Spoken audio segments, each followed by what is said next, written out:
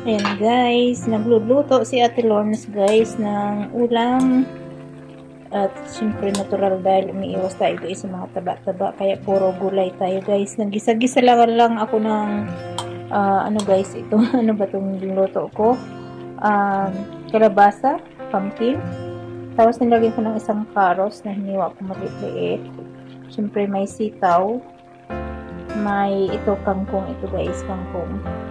Syempre dinisa ko sa bawang, sibuyas at kamatis. Nilagyan ko lang ng konting asin at paminta. Dinagdagan ko pa siya ng garlic powder. Ayan guys. Meron din akong pritong isda guys. Ayan. Pero hindi ko na siya ihahalo. Bukod na siya. So, ayan. Ang ating ulam for today. Ginisang gulay.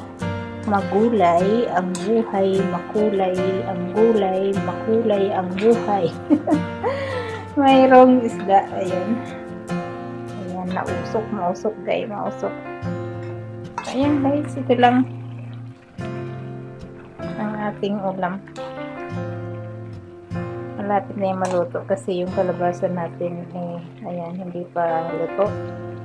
Kunti pang pakulo niyan guys. Ayan.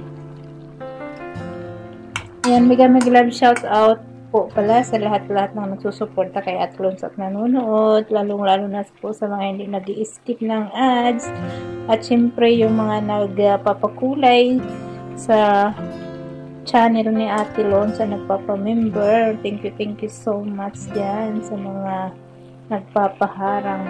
Maraming salamat. Thank you so much. Magbakas-bakas lang po kayo dyan guys.